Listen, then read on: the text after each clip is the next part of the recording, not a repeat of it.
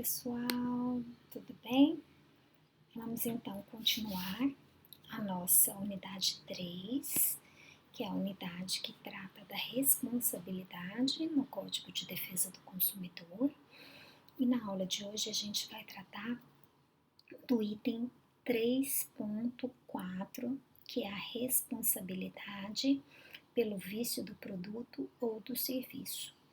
Acredito que não haverá tempo para a gente terminar todo o item, a gente vai ficar basicamente com a responsabilidade pelo vício do produto. Bom, no nosso encontro passado, nós estudamos a responsabilidade pelo fato do produto ou do serviço. Lembra que nós falamos que esta responsabilidade ela é decorrente de um acidente de consumo. Então, agora a gente passa para outra modalidade de responsabilidade, que é aquela causada por um defeito menos grave. É aquele defeito que é uma mera inadequação do produto ou do serviço. Não causa nenhum prejuízo à segurança do consumidor, é só porque o produto realmente não funciona ou o serviço do modo como deveria funcionar. Então, a preocupação do legislador aqui foi com a incolumidade econômica do consumidor e não com a saúde, como lá na responsabilidade pelo fato do produto. Bom, antes da gente entrar na responsabilidade pelo vício propriamente dita, que está prevista lá a partir do artigo 18, na verdade nós iremos estudar o 18 e o 19 hoje, é preciso esclarecer uma diferença, porque lá no Código Civil vocês também aprenderam que existem vícios. Nós aprendemos que quando a gente adquire um determinado produto, existem os chamados vícios redibitórios. Então, nós temos que saber se os vícios redibitórios lá do Código Civil são os mesmos vícios que nós estamos tratando aqui. E já de antemão, eu adianto a vocês que não é a mesma coisa. Para a gente lembrar, a gente tem que rememorar quais são os elementos caracterizadores dos vícios redibitórios lá no Código Civil. Para que ocorra um vício redibitório, tem que ter um defeito oculto. É a primeira coisa, o defeito não pode ser aparente. Que essa coisa que apresenta o defeito, ela tenha sido recebida em razão de um contrato. Tem que haver um contrato, mesmo que seja uma doação, uma locação, qualquer coisa, mas tem que haver uma relação contratual entre as partes. Esse defeito apresentado na coisa, ele tem que ser grave, porque se for um defeito leve, não vai afetar o princípio da garantia. E outra coisa, esse defeito, ele tem que ser já existir na época que a gente celebrou o contrato. Pois, se for um defeito novo que surgiu após a celebração do contrato, não tem cabimento a invocação da garantia. Bom, eu não sei se vocês prestaram atenção, eu falei 2 vezes em garantia. Por que eu estou falando em garantia? Quando eu falo em defeito, eu falo naquela palavrinha mágica para o consumidor. Olha, se o produto apresentou um defeito, eu tenho direito à troca, eu tenho direito à garantia, eu tenho direito ao conserto. Então, vícios, na verdade, são isso, né? Então, a gente está estudando a responsabilidade pelo vício. Nós estamos estudando as garantias do consumidor quando o produto que ele adquire apresenta um determinado defeito. Bom, Então, nós já sabemos quais são os elementos caracterizadores dos vícios redibitórios. Lá no Código de Defesa do Consumidor, a matéria foi regulada de forma específica. E aqui, no artigo 18, que trata da responsabilidade pelo vício, existem alguns traços característicos do vício, que são, primeiro, a espécie e a qualidade do vício do produto e do serviço, aqui no Código de Defesa do Consumidor, não importa se o vício é grave, se ele é aparente, se ele é oculto, se quando eu comprei já apresentava, essa diferenciação não existe aqui.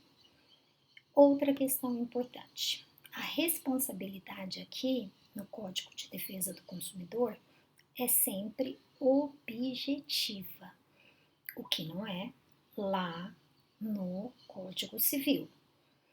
Outra característica do CDC, a solidariedade entre todos os fornecedores frente ao consumidor. Então, o artigo 18 fala que a responsabilidade é objetiva e solidária de toda a cadeia de fornecedores. Não colocou um ou outro em específico, são todos, independente de vínculo contratual ou não. E, por fim, os efeitos da existência desse vício em face do consumidor, ou seja, nasce para o consumidor um direito potestativo em relação a algumas alternativas que são dadas pela lei, que a gente já vai tratar deles. E por fim, as normas do CDC são de ordem pública e insuscetíveis de derrogação por acordo entre as partes, a não ser dentro dos próprios limites estabelecidos no Código. Então, gente, a gente chega à conclusão que para configurar um vício na relação de consumo, o problema não precisa ser oculto, escondido, não precisa ser grave e nem precisa ter surgido na época da celebração do contrato. Bom, visto isso, sabendo que existe diferença, passamos então à responsabilidade pelo vício do produto no Código de Defesa do Consumidor. A responsabilidade pelo vício do produto, como eu disse para vocês anteriormente, foi prevista no artigo 18, caput, do Código de Defesa do Consumidor. O que diz esse artigo 18, caput? Diz que os fornecedores de produtos de consumo, sejam esses produtos duráveis ou não duráveis, respondem solidariamente pelos vícios de qualidade ou quantidade.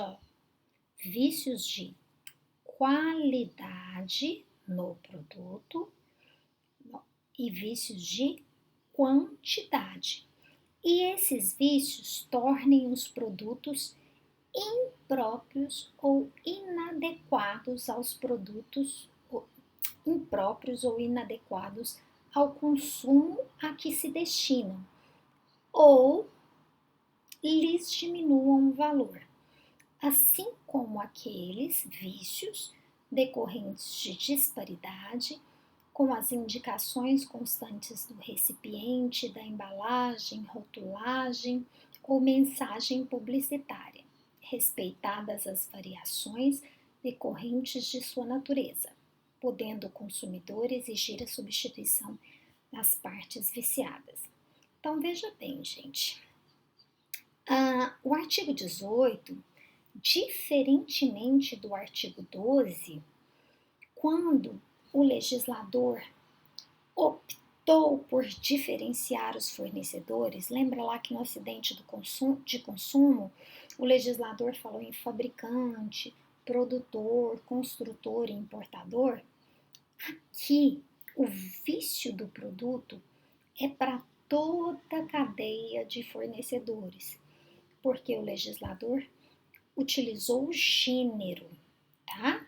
Então, todos os fornecedores da cadeia produtiva têm responsabilidade solidária. A solidariedade está expressa no caput do artigo 18. Assim,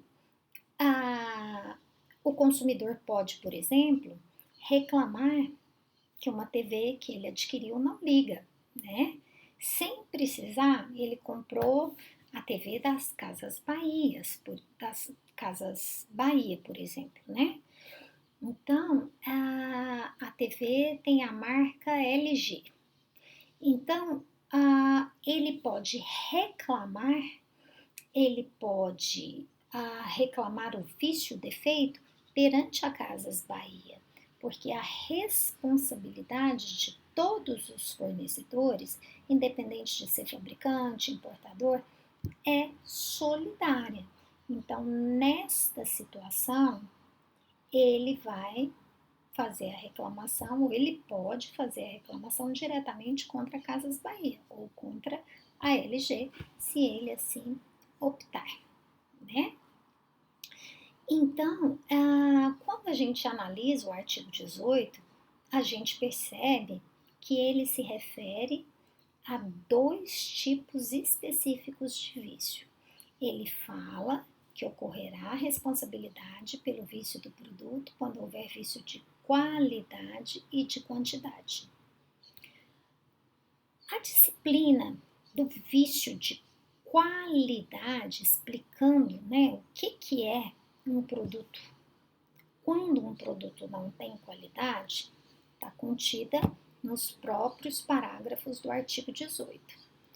Agora, o vício de quantidade, apesar dele ter sido mencionado aqui no caput do artigo 18, ele foi disciplinado pelo artigo 19. Então, a gente tem que tomar muito cuidado, porque embora o 18 mencione os dois, a descrição do que seria vício de quantidade está só no artigo 19. Eu vou dar uma paradinha para o vídeo não ficar muito longo e continuo no próximo.